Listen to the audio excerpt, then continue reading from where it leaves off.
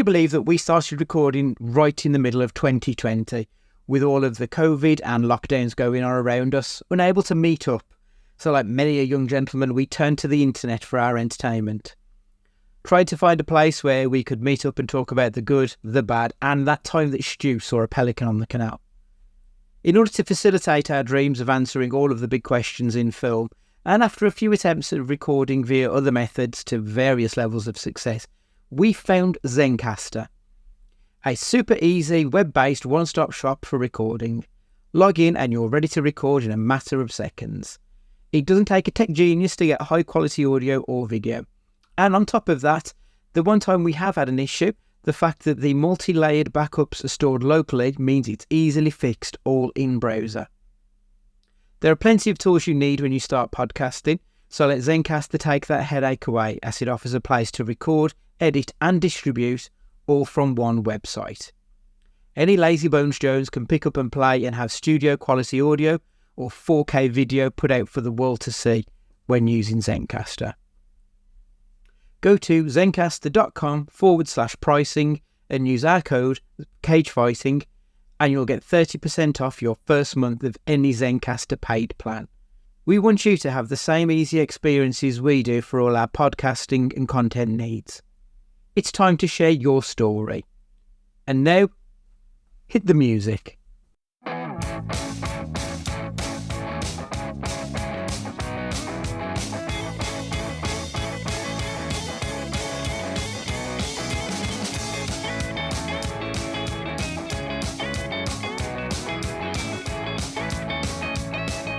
Hello and welcome to Cage Fighting. It's your main man, Andy Gillard here. Hope everybody's keeping well in the world right now. Hello everyone, Stu here. You say main, we've got to 4 years of this and we've never kind of joked about you saying main man and all of us being completely bald. Yeah. I don't even know where it came from, if I'm honest. I'm not sure. It just sort of came to me. It was probably about 3 or 4 months into the podcast. I think when you listen back to the first one, I don't say it, but yeah, for whatever reason, it just felt right in the moment and it's just kind of stuck. Yeah, things that feel right in the moment, they're not always the best, are they? Yeah, hello everyone. So you bring up a good point, Stu. We're 4 years in. It was mid-2020 when we started it, so we're about to hit our 4th birthday. Is that right? Yeah, 21, 22, 23, 24. Oh, it'll be our 5th birthday, won't it? Yeah, it's 4.5 years, yeah. 4.5 years, yeah, of course.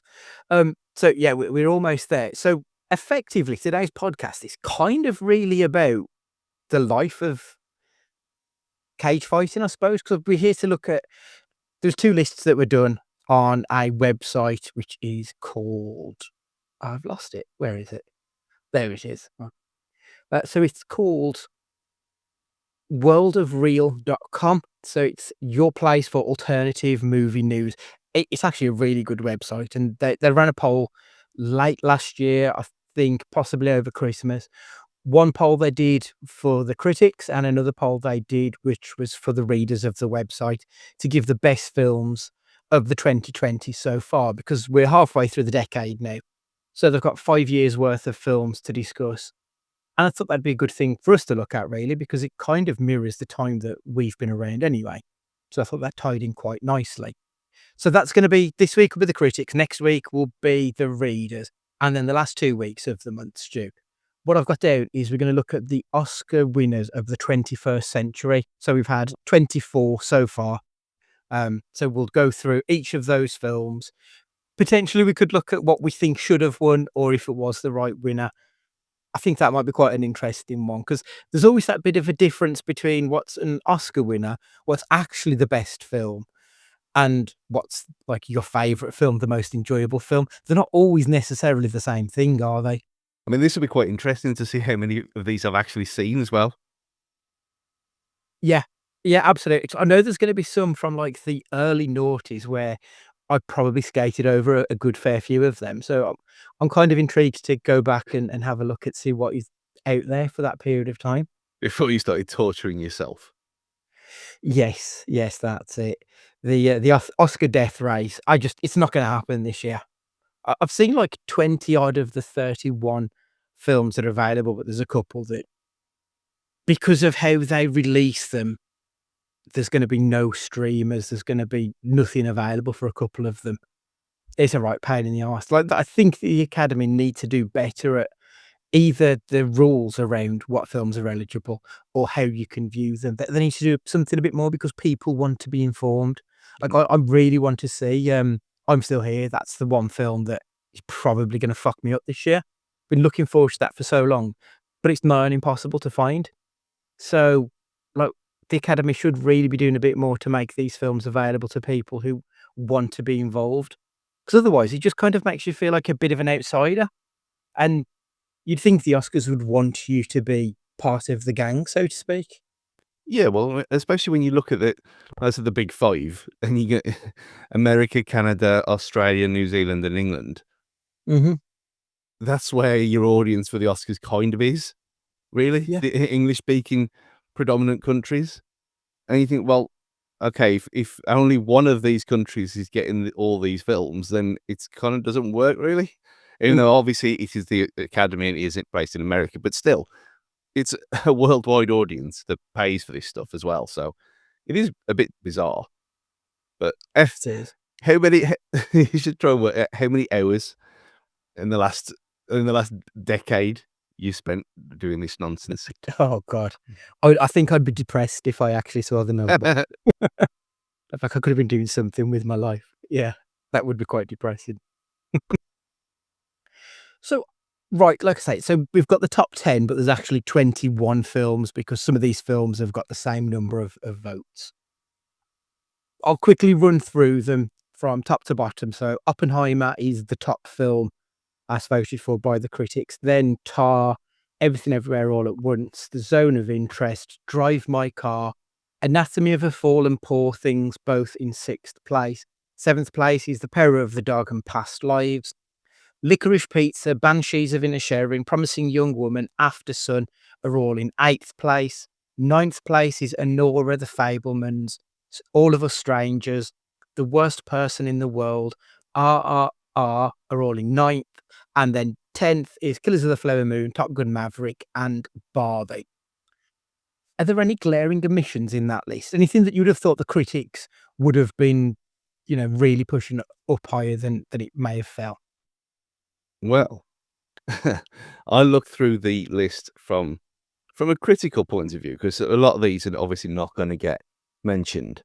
But I did it in. You look at 2020. There's 3 films there that Sound of Metal, which I know not many people saw, but it's one of them proper Oscar baity films. No one talks about it. No one's heard of it. Your favourite from that year, The Five Bloods. Yep. And Parasite. Where the fuck's Parasite? I completely forgot about Parasite. Yeah, that screams critical praisal, doesn't it? Like, how is that not in the top 10? That's just 2020. You're 2021. Boiling Point. Mm-hmm. Last Night in Soho, which we all enjoyed. And again, Tick Tick Boom. That's a question for later on anyway. We'll come back to that. And then 2022, I had 2 mainly. All Quiet on the Western Front, which I know you haven't seen, but it's an excellent, excellent war film. Nitram, which we only talked about the other day. Yep. And then the ones from this year, Heretic, Wicked, and June Part 2. Where are they? Yeah. I think, I've got a question a little bit about it. I do wonder about because I know Anora's in this list, which is, I think it was October, November release. I wonder if there was a case of the critics saying, we'll hold fire on 2024 films. If this question was asked maybe a year down the line, I wonder if there'd have been more 2024 in there. Maybe. From like the first one that sprang to my mind, Nomadland. Now, it's not a film I particularly enjoyed. I was kind of bored, but I remember a lot of people really harping on about Chloe Zhao off the back of Nomadland. It was really well reviewed. Frances McDormand was tremendous in the lead role of it. I was kind of surprised not to see that in the list. Triangle of Sadness, which was another film I had a lot of fun with. I like, it's really funny in parts, but it's also got quite a serious message. It appeals to the critic, I think, quite well, which again is kind of surprising that it's not there. West Side Story was Oh probably yeah, embraced more by critics than the actual audiences. Why isn't that there? The Father, a great representation of Alzheimer's, just a tremendous performance from Sir Anthony Hopkins. And the other one that I've got on the list, which we'll probably talk about next week, but June, whether it's June 1 or June 2, I'm kind of surprised because, again, all I remember when both of those films were out was just nothing but critical praise. So and to not see either of those, but the second one is better than the first. Um, without a doubt. even just for like noncy things like sound design and stuff like that. I mean, Mhm. you can go framing and cinematography and all that kind of thing, especially in the second one. But for it to not even get a mention is pretty Yeah, bizarre. yeah, I agree. I think, like, actually, no, I don't particularly like the first one. I thought the second one was decent. And it's good story-wise, acting-wise, and all of the technical abilities in it. So for that to not have cracked this top 10 is quite surprising. There's no animation in the list for not for the critics anyway. Is that surprising? Do critics look down on animation, do you think? It seems to be one of them with animation where they either don't talk about it at all, give it a shit review like they did with Mario, which everyone loved that film, Mhm. and no idea. I mean, they're a little more fun police than you, whoever reviewed that. But I watched Sonic 2 the other night because I Mhm. needed a bit. I'd only seen it once, so I've seen the first loads of times. I need a bit of a refresher before I watch the third one because when Pricey put it in the old group chat, and I've completely forgotten that I hadn't seen the third one because it came off good screens. Um, Yeah. so I was just waiting, and I might watch that tomorrow actually. And then I watched Sonic 2. I thought this is a great film. It's obviously not going to be critically acclaimed because it's Mhm. silly, and it's not. I suppose it depends on how you class animation, but still, it's half an animated film, half live action. It still deserves some mention somewhere, but that doesn't get any love either. But then things like Soul, which was excellent, Yeah. and Inside Out 2, which I didn't think lived up to the hype that people were going on about, but still, it was a good film. Mhm. Nah, we can't be having that. Can't be having kids' films. It's all a bit Yeah. pretentious, really. It is, like, I'd got Soul down for mine because I think that might be my favorite animated film of the last 5 years. I think Soul was fantastic. But then I've got 2 at either end of the spectrum, but both like, The Boy and the Heron, I didn't particularly love, but I know a lot of people did like it, and I know that, again, critically, it was very well received. And at the other end, the more fun and big and brash, The Mitchells versus the Machines. Again, it was another one that was really well received that I'm kind of surprised didn't get something, or even maybe like your Spider-Verse film, because again, that was kinda loved, but obviously not to the level that they think of. I just kind of wonder if it is like it's the bastard brother of film because it's just kind of for kids, even though it's clearly not, because these things do have, as much depth and as much meaning as anything live action.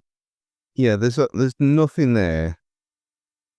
Well, no, there's two really that are blockbusters Mhm. in that list of the Yeah, traditional summer blockbuster sense, and one of them is Barbie.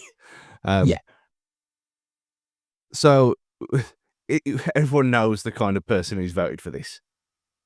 The people, Commode and Mayo listeners, exclusively. I mean, but to be fair, even he loves some things sometimes. Yeah. Um, very weird thing, on the BBC archive, uh, Mm. when they which is one of the best YouTube channels in the world. Just go and subscribe to BBC Archive. Um, they had a thing about the launch of the N64, and Okay. he was on there. Kamau was on there, Yeah. and with someone equally as depressed. And hearing him talk about games is very strange. Like you Mm. wouldn't think he'd be into that kind of thing. especially back then. And there was another one with the Wii as well. With the launch of the Wii, he was there I again. remember that one. I remember seeing that one on something else, because I don't think he could get used to the having Yeah. to swing it around, and yeah. It's definitely, definitely a weird one, but I do like Commode and Mayo. It is one of my film podcasts. Like, I'm actually signed up to their Patreon. Of course you are. That Of course I am. Yeah, I do enjoy that one, I've got to be fair. So yeah, Barbie, that is on the critical list, but it's not on the viewers list. Does that surprise you? Well, considering its massive success, yeah, and the whole Barbenheimer thing was funny at the time, Mm, and it's kind of dropped off a little bit now because you don't hear it anymore, and like that whole time period, like 3 months either side, that's all people talked about, both of them films for different reasons. But now you are kind of seeing one being talked about on its own without the other, which is a good thing, really. mhm, Um, yeah. but Barbie does seem to have kind of dropped off a cliff in terms of being talked about. Especially in whenever you talk, like people talk about films, and Oppenheimer comes up all the time, and rightly so. Mhm, Um, but Barbie not so much, and yet people loved Barbie for so long. I mean, I never got my fleece, which is a travesty. Uh, you can't get them anymore anyway. They're discontinued. Never got mine. Um, but I wanted that, and you think, well, other than seeing Barbie in the shops, which you always did anyway, no one talks about mhm. that film. So from that sense, it doesn't surprise me that it's kind of been lost from memory. But the fact that the critics liked it as well, for some bizarre reason, which you think they would give that a 3 out of 10, or because it's nonsense. It's pure nonsense from start to finish, other than the one monologue about women and about 2/3 of the way through. That's the only serious part of the entire film. Yeah, That yeah. is it. That is it. And that's not enough to be a critical darling, really. Potentially not, but at the same time, I think if someone said to you they're making a Cindy movie, you expect it's gonna be lightweight, fluffy nonsense that's gonna have absolutely no depth to it whatsoever. But actually, Greta Gerwig did sort of infuse a message behind this film as well. Like, it wasn't just about, "Let's sell more shit." It wasn't just consumerism. Like, they tried to do something different, which I think is generally what makes a film enjoyed by the critics, probably more so than general audiences. Like, if it tries to do something, it makes it more interesting to them than Mario, for example, which didn't really try anything new. It just showed you what we already knew and loved. Yeah. So I wonder if there's a bit of that to it, maybe. I mean, I don't think Cindy was ever sold outside of the UK either. Probably not. Like, I vaguely recall it, but not. Yeah, I think it might have just been a UK only thing, that one. Yeah, it's like how we didn't get G.I. Joe, we got Action Man. That's definitely the comparison, isn't it? Top Gun: Maverick is on both though, which is probably the most summer blockbustery of all of the films on the list. I'm not surprised to see it on the readers one. I'm a little bit more surprised to see it on the critics one. Potentially, it's there because it might have been the first big blockbuster of the 2020s. It's like the first film that probably made an impact, especially post-COVID. Mm. Only well, it was the one that everyone who was scared to go outside went to go and see Top Gun: Maverick regardless. Mm, And people just did sit through 2 and a bit hours in the cinema in a mask to watch that film. Obviously, I didn't. But it was the one that got people back out again. And while that's not enough to put it as a critical darling, I think the fact that it's probably better than the first. mhm, And I know, I agree. when we were talking about it and the delays and everything that happened with it, and you were kind of doubting it and saying, "How is this film?" And I remember saying that you don't realize how big Top Gun is, and it's like a dormant fan base for Top Gun that people know we know who we are. Top Gun dar. Uh, you recognize the Top Gunners in the street. You can see each other a mile off. but it's a bit like Avatar is. Mhm. Avatar. Us Na'vi, we know where each other are, but we're not necessarily vocal about it. And yet, when they come out, they're massive hits, and that's what this was. But it was a damn good film as well. I think I think that there was an audience that would have turned up regardless. I think it being a very, very good film on top of it did the other half. Mm. Because whereas, like, Twisters, I don't think hit quite the same way. Like, it drew out the people who enjoyed the first one, but I don't think it was as wonderful as Top Gun: Maverick was to then draw out the people who just wanna see good films. Because it was a fine film, don't get me wrong, I enjoyed it, but it wasn't, like, amazing. Whereas Top Gun: Maverick, I think, was amazing on several levels. I thought it was a very good film. And if and when they get round to doing a third one, I fully expect it'll become like a proper billion-dollar franchise at that point. Yeah, easily. I think with Twisters is another one of them that's it was loved at the time for them 2 weeks, and then it's completely fell off a cliff again, like the others, like Barbie, Yeah. Yeah, I which think it was a case of it was a fine film, it was a fine, fun summer popcorn movie. I don't think it had the legs to be talking about as one of the top 20 films of the year. no, well, no, I don't think it might not even get the time. It was enjoyable pap, Yeah. which is what it was, and it was pop. I think popcorn movie kind of sums it up really. But Mm. it was fun. It was really Oh, yeah, enjoyable. without a doubt, yeah. Mm. I think the difference between something like that and potentially something like Barbie is Barbie held that summer up. Mm, I mean, I know Oppenheimer, obviously, it's the top of this list. It's probably the best film of the last 5 years. I don't think that's too controversial to say, like, easily. yeah, but I don't think Oppenheimer would have hit, was it 800,000,000 that got? I don't think that would have hit that figure without Barbie. Mm. I think Barbie's was it 1.2 bill it got in the end. I think a good percentage of Oppenheimer was people wanting to Barbenheimer. Well, and it's a very. I mean, if you take it on its own, was it 3 and a bit hours? It was long anyway. And I know, Yeah, well, yeah. it was long, but it didn't feel that long. But then at times it did. Mhm. Um, and it's a very serious film. Um, Yeah, and that is very. very much not for everyone. Not anymore, anyway. But it did. And I mean, I think I said it last time we did it. I mean, it's my best film ever. Let alone this decade. It's superb. It's Mm, wonderful. Well, it's not wonderful. It's horrible, but yeah, it's a masterpiece. yeah, in all aspects of what you like about film, it Yeah, got in. yeah. Like, yeah. I did have another question, but I've completely forgotten what it was. It was about Oppenheimer. I'm sure it'll come back to me. Oh, have you seen it again since? Or have you just once in the cinema? Because that's all I've done. I've not managed to sit through it for a second time yet. Yeah, once. I've got it. Mm. I bought it straight away. Um, and I'll watch it again. But it's been 2 2 years this summer. Um, Yeah. a niche reference for the teenagers there. Um, yeah, um, yeah. I haven't seen it yet again. I kind of don't need to because I can, even though it was so long, I can kind of replay everything in my head.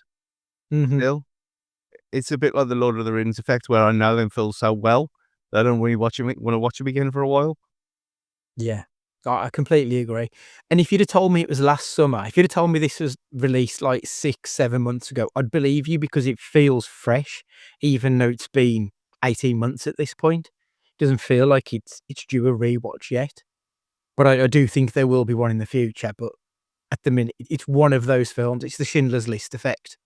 Like, it's heavy and it's brilliant, but kind of horrendous at the same time. That you don't wanna watch it once a year because you don't wanna take the sheen off it somewhat, maybe. No.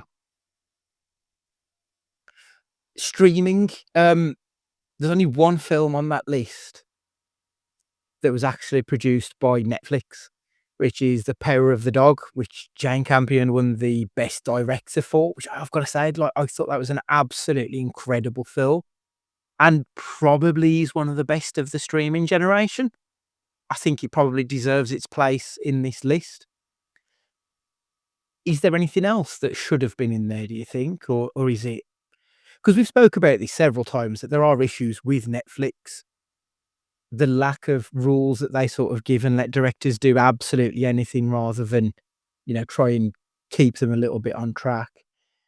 And also the way they promote films, I think a lot just falls by the wayside. Is there anything in particular that you think could have been in around this list? I mean, I want to say the Grey Man just for the laugh, but but it is very much that kind of thing, isn't it? Netflix is fun. It doesn't really make they don't really make films. Mm, And other than the only one that jumps out by a mile is The Irishman, isn't it? And that's divisive in itself. yeah. Although 3-hour film about grumbling, you'd think that that'd get some love, especially in this one, but no. And that's the only one. I mean, Glass Onion maybe, I love Glass Onion. both of them.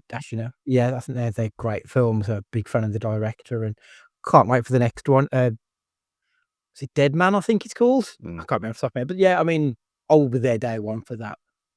The Trial of the Chicago 7, I've got. Oh yeah, yeah, yeah. I remember you really liking that one. I thought that was a good film. The Five Bloods, as you mentioned earlier. All Quiet on the Western Front was a Netflix production, which again, you said you were kind of surprised it's not there. Same here.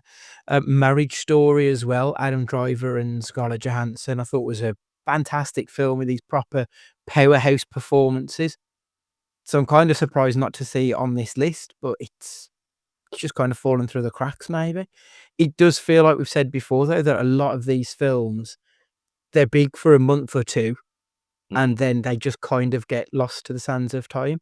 I remember I've said on this podcast not that long ago, I don't think The Power of the Dog is even available to stream on Netflix anymore. Is Would it? hurt I don't think it is. I'm sure if they've put it back on potentially, but I'm sure that I remember reading late last year that they'd taken it off.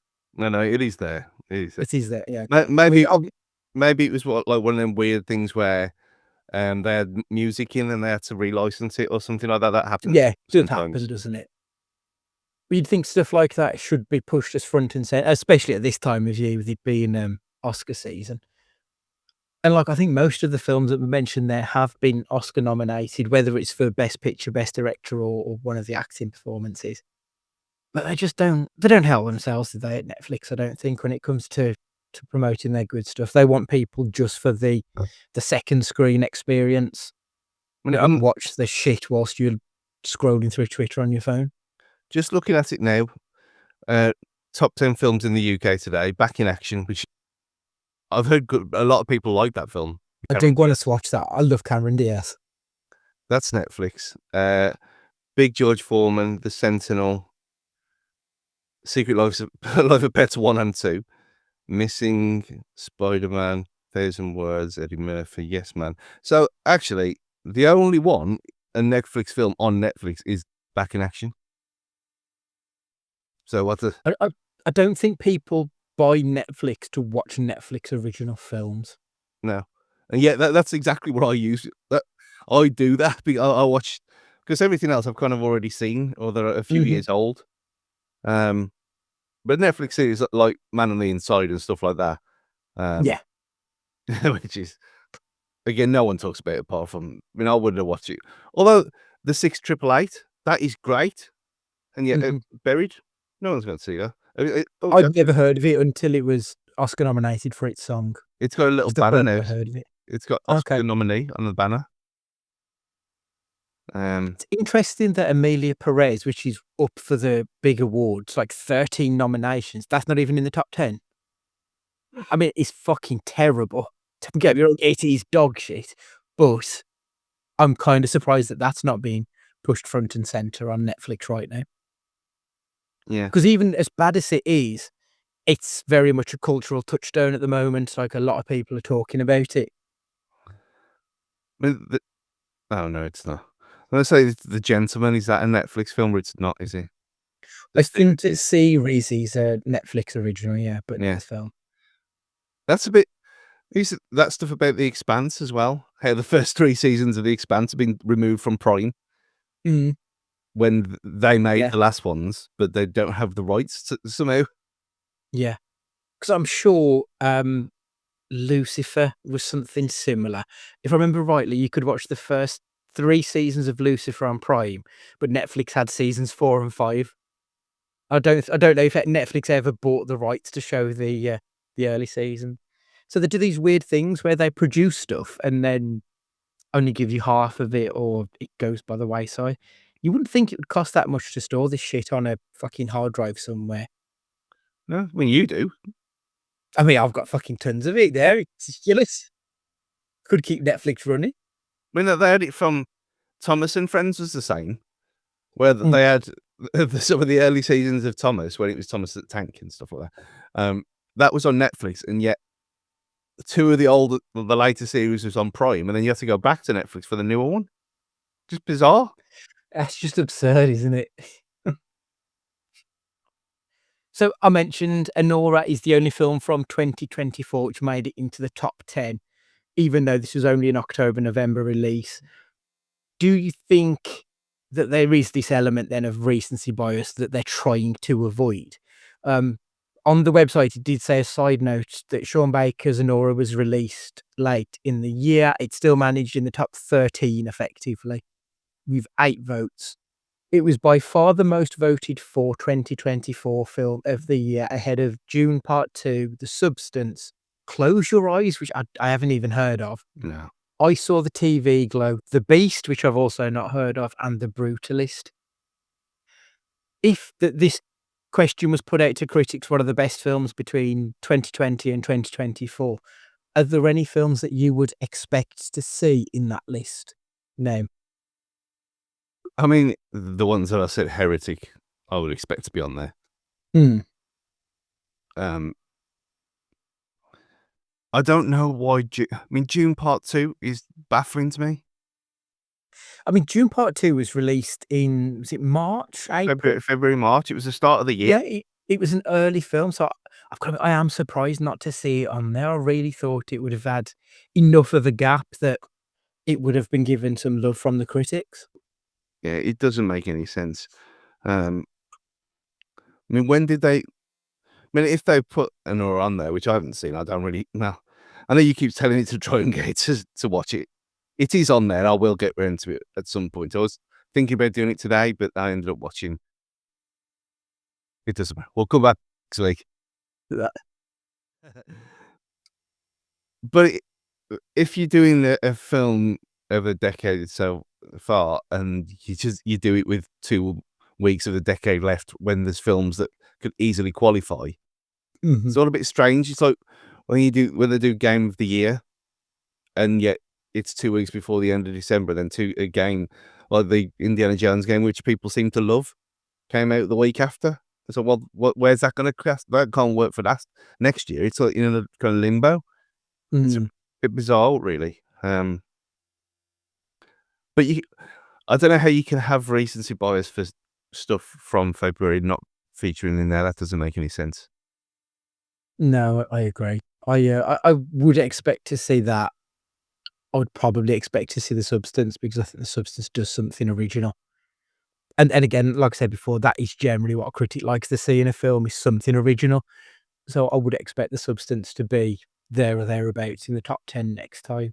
I mean, he was, Potentially Sing Sing, possibly. yeah.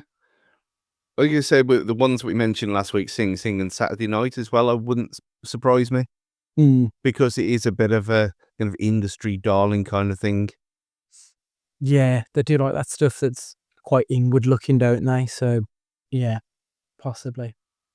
But you do need to watch Nora Stew. I very much think it is a film that is up your street. I really do. Yeah.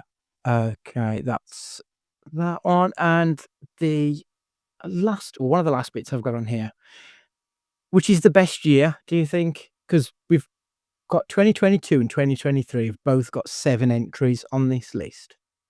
So for 2023, we've got 7 of the 10 Best Picture nominations: Oppenheimer, which won the Oscar; Zone of Interest, Anatomy of a Fall, Poor Things, Past Lives, Killers of the Flower Moon, Barbie. There's 5 of the 10 Best Picture nominees from 2022 with Tar, Everything Everywhere, Banshees, Fabelmans, Top Gun: Maverick, and then we've also got After Sun, which wasn't Oscar nominated, and RRR, which wasn't Oscar nominated for Best Picture. Then from 21, we've got 4 films: Perry the Dog, Licorice Pizza, Worst Person in the World, Drive My Car. Um, that the year that one was when Coda won it, which, like, that's a film that nobody ever talks about ever anymore. I Then we've don't. got The code has been deleted from my mind. I think it was from that. I won't bother going back. It's pointless. Yeah. And then from 2020, the only film from that year was Promising Young Woman, and that was the year that Nomadland won. We'll come to Promising Young Woman next week, I think, because I do think there's a conversation to be had about Emerald for now. But for me, I think you are looking at 23 or 22 as the best year for film. 23, easily. Yeah. I didn't love Killers of the Flower Moon, but it's not no surprise that it's on here at Mhm. all. For exactly the reasons that we've talked about, that it ticks up every box there. It's a very serious film. There is there any laughs in it? Probably not. Very few. I don't remember anyway. Maybe when they're kind of flirting on the wagon at the start. Maybe that's about it. But yeah, you can't. I mean, Oppenheimer alone carries the weight of an entire year. But when you throw the others that you mentioned into it, and the year with Banshees, it doesn't count, obviously. Um, but again, for this list, it doesn't surprise me in the slightest because it is very much up itself. And as I said, the performances were great. I just didn't like it. But yeah, 2023 was superb, and I think even when I went back and checked, I probably watched more films in 2023 than ever before, and that's probably why, because the quality was so high. I agree. I mean, I put on Twitter the other day because somebody was talking about the downgrade between the Oscars from 2023 and the Oscars, the ones that we're currently from 2024. And they're saying, like, what a downgrade it's been. And I made the point that I made a lot of questioned a lot about 2024 being the year of the 4-star film. But actually, I think 2024 was just a normal a normal year for film. You had a lot of good, you had a lot of great, you had a lot of mediocre, and quite a lot of shit as well. But actually, I think that 2023 was the year of exceptional. They weren't 5-star films; they were all 6 stars. They were like the best of the best that they've been. So I think it was just a stellar year. I mean, in any other year, I think that Zone of Interest, Anatomy of a Fall, Poor Things, Past Lives is probably one of my favourite films of the last 5 years. Yeah, Killers of the Flower Moon. I think any of those films could have won the Best Picture in any other year, and I don't think I could say that about any other films on this list. yeah. Past Lives was. I mean, if you try to sell that film, there is no way in a million years I'll sit there and watch that. But for some reason, I did, and I don't know why. I've got absolutely no idea why I watched that film, because it's something that I'd normally say absolutely not a chance. It's not for me. It's gonna be, it's gonna be for filmy film people, and it is. It Mhm. absolutely is. Yeah. But it's also amazing, and the fact that it is 99% subtitled. Mhm. Just yeah, just quality. Yeah, I think top to bottom, it was an exceptional year. Even I think there was 2 no, there'd been 3 films that wouldn't have made it onto that list. So it would have been, American Fiction was a film that I really enjoyed as well that didn't make it onto it. American Fiction, I don't know if I've got the list up still of the let's have a quick look. 2023. American Fiction didn't make it onto the list. The Holdovers didn't make it onto the list. The other one was Maestro, which I don't think really deserves to be on the list anyway, if I'm being perfectly honest. But that's the only one of those that I didn't think was a very good film. So the other 9 films that year, The Holdovers, I thought was a wonderful movie, which again, Mm. like potential Oscar worthy. It deserved to be on that list. And American Fiction was another film I had a great time with. So a very, very strong year in 2023. And of course, The Old Way was released in 2023 as well. Yes, which leads us on nicely to next week. So to the next half of the podcast, where we're going to be looking at Nicolas Cage in a movie called The Old Way. So join us after this break. Welcome back. The Old Way, Stu. I remember, I can't remember when we did a podcast. I remember us talking about Nick Cage and kind of what we kind of hope to see in his future. And I can't remember if it was me, you or Matt, but saying I'd kind of want to see him do a Western in his future. And we got to see Nicolas Cage in a Western.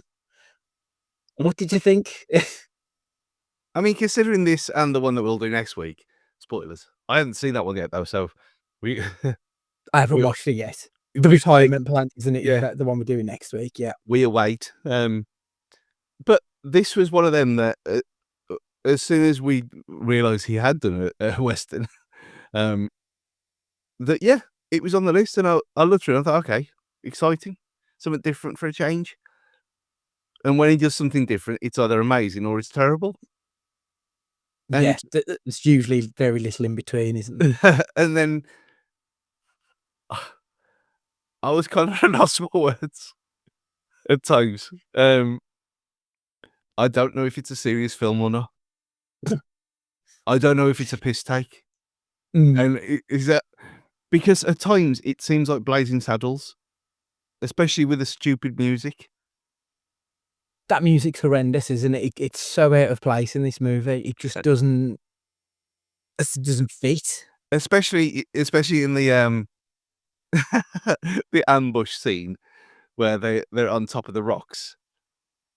They might as well have been going pew pew, and it wouldn't have made it any more silly. It wouldn't, would it? It would have been absolutely perfectly fine in this movie.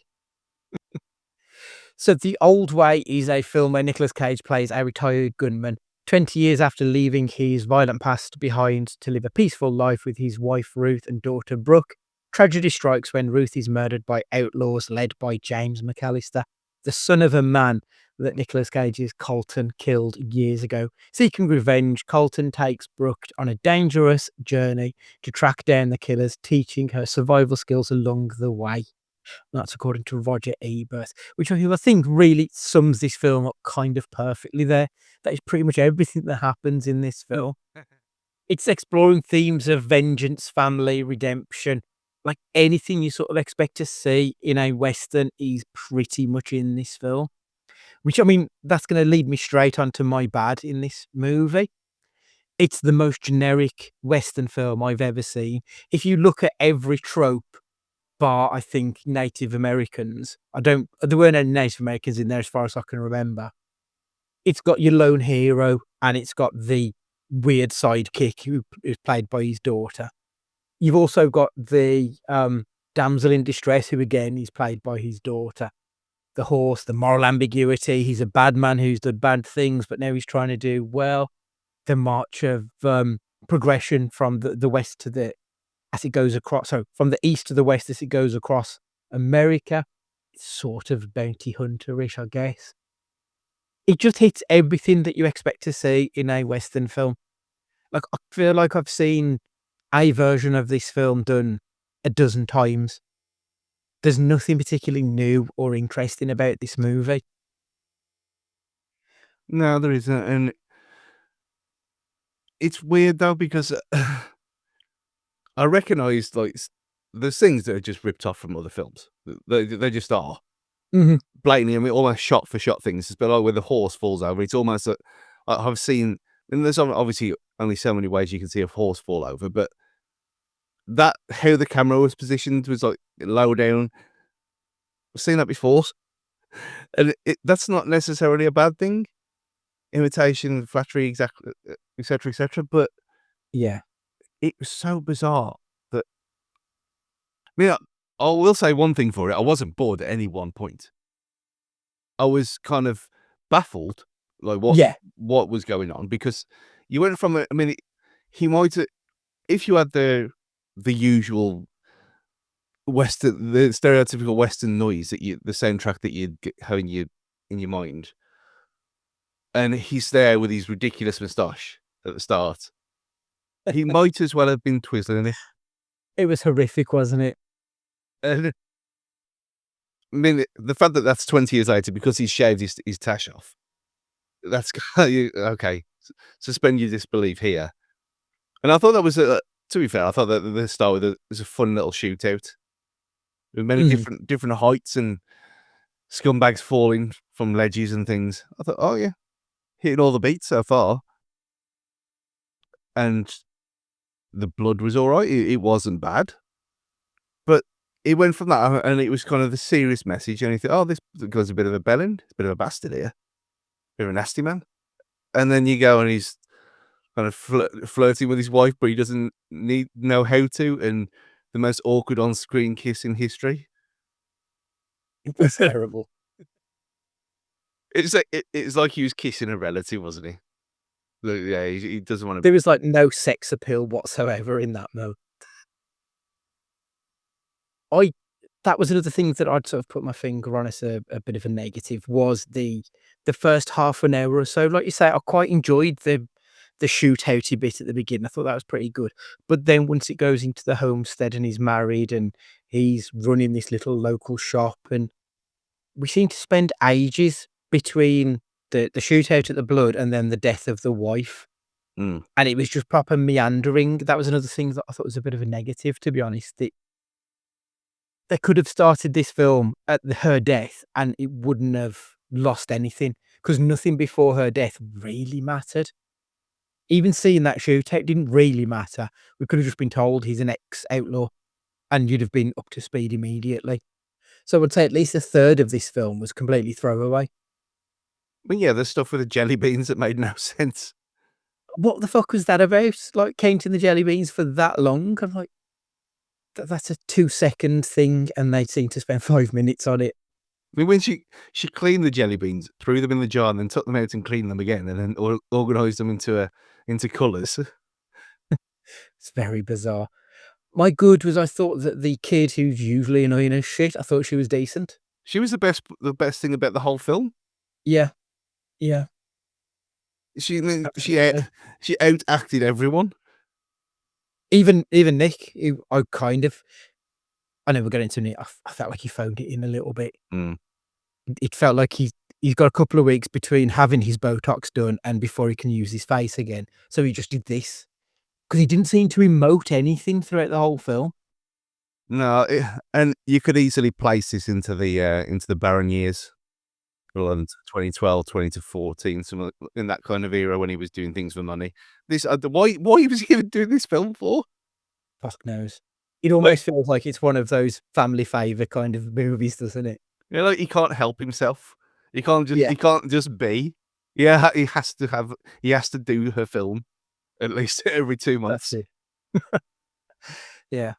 Any other good, bad, or should we move on to the crazy? um, I mean, the bad guy's assistants. I mean, the old guy with a bit. I mean, it was.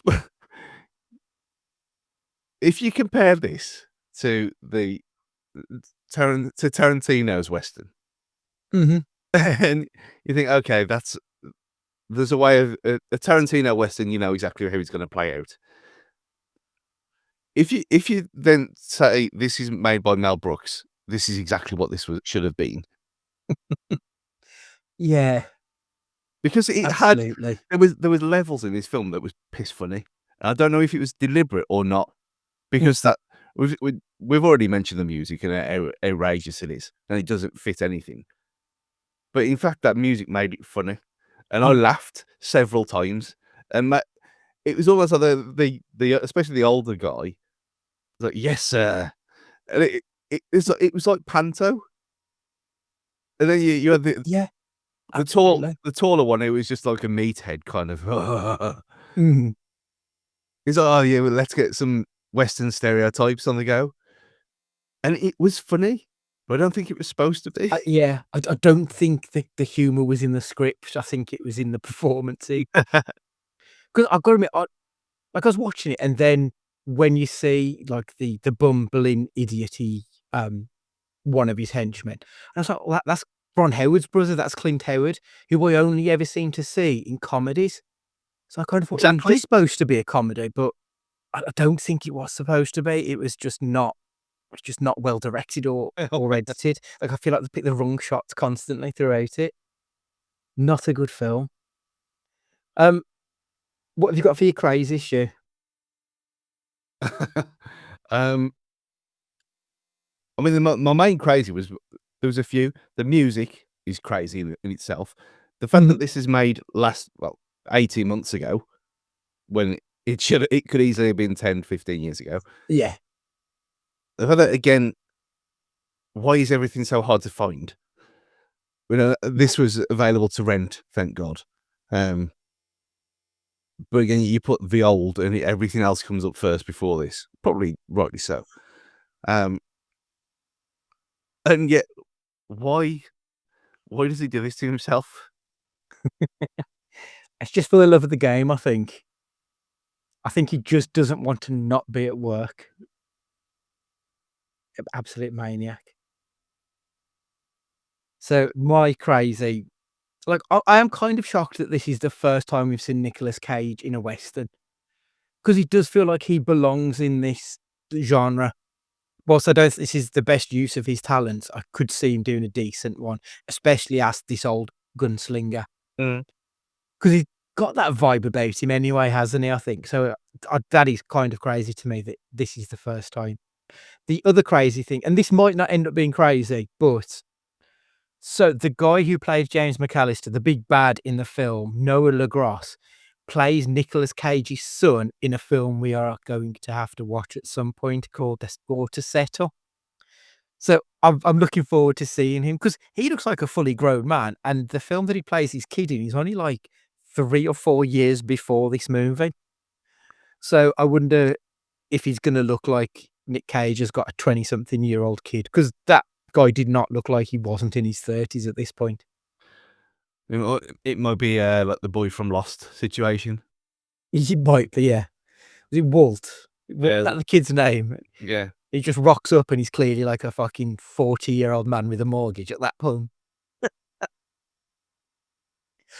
Um, did you enjoy it? Would you recommend it? I mean, I wouldn't recommend it to anyone because I don't know who. Even my granddad, who used to love westerns, he wouldn't like this because it's stupid and it's a bit shit. But I did have a good time watching it in all the wrong ways. I've already said, Mhm. um, but you can't recommend this as it's a bit like it's a bit of a comedy. I don't think it's supposed to have been. Yeah.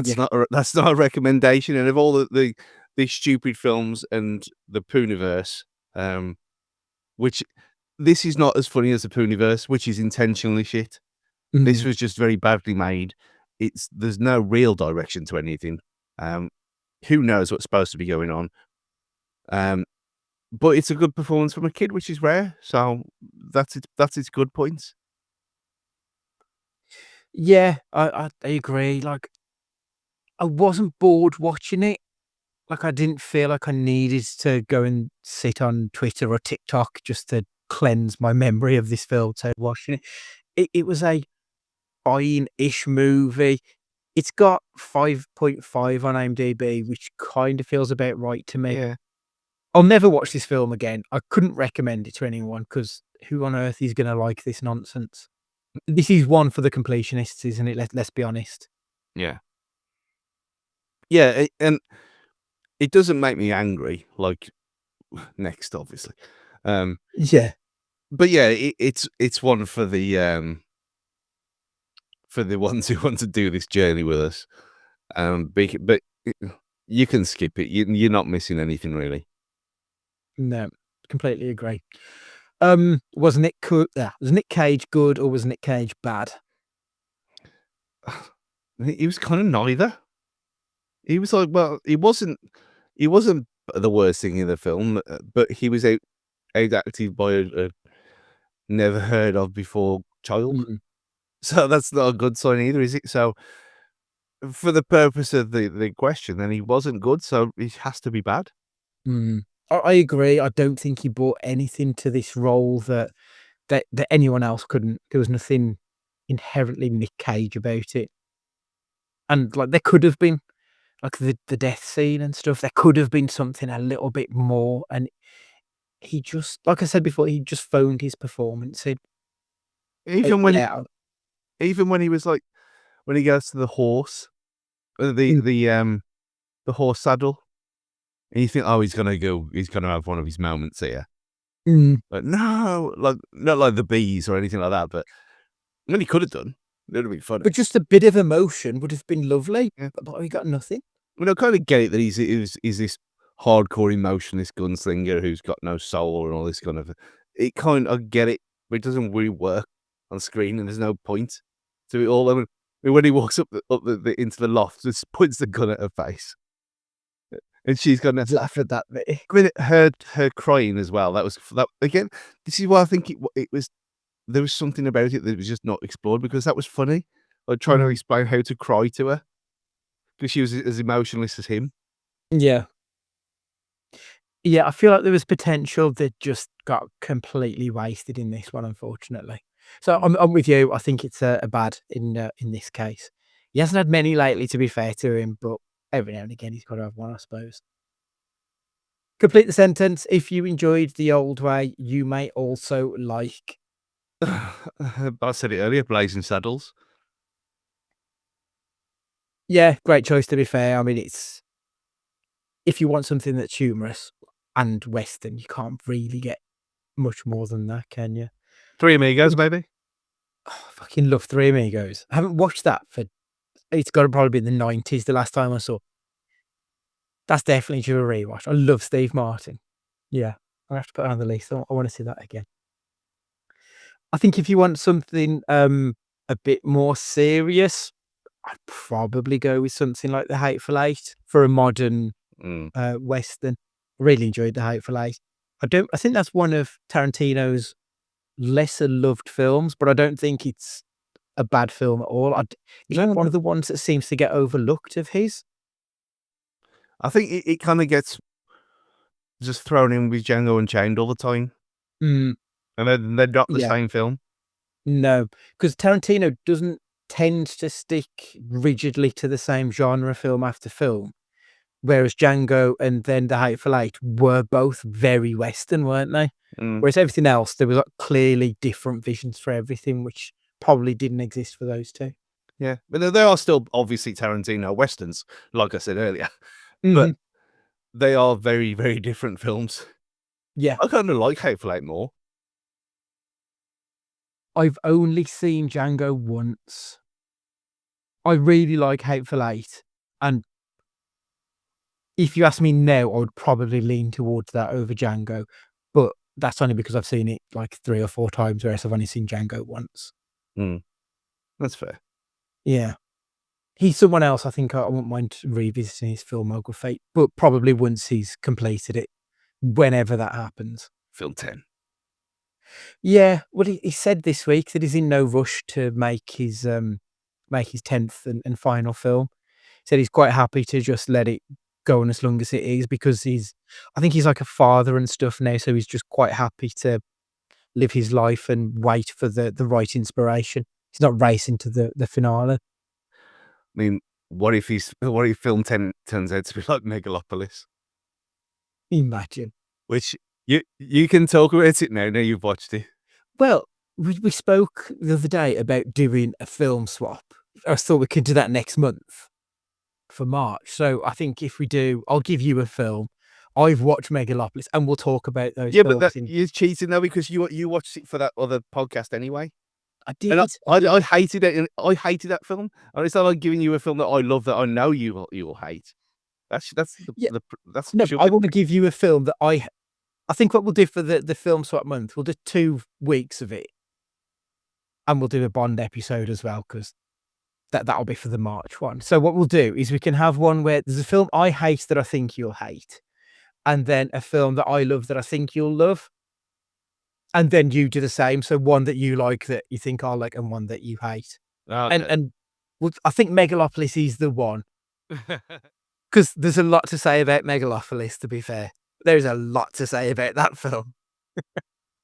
I really wish I'd have seen it when we'd done the top fives, so we could have had that conversation. But we'll save it for next month. Yeah, You've all got a chance now to watch it and make your own mind up. go and see it. You need to see it. Yeah, for the good and bad. It was a done. Right, okay, that's us done this week. Next week, as I said, we'll be looking at it'll be the second part of the 2020s review. We'll be looking at the favourite films of the readers from 2020 to 2024. We'll also be talking about the retirement plan, which I think was that released last year? Was it, Stu? Was that I think so, 2023? yeah. It was No, early. yeah, I've not really looked into it, to be honest. So yeah, we'll be talking about that as well next week. Make sure you've got us on your podcatcher, cagefightingpod@gmail.com for any emails, and at cagefightingpod on all of the socials. And for this week, Stu, would you like to say goodbye? Yeah, goodbye, everyone. We might be even more depressed next week. Who knows, depending on the transfer window, which will be gone by the time you hear this. I mean, yeah, that's a good point. By the time they listen to this podcast, they'll know how depressed we'll be for next week. Yeah, this is our Wolves podcast. You know where to find us for that. Goodbye. Yeah, that's it. Right, it's goodbye from me, and remember, be excellent to each other.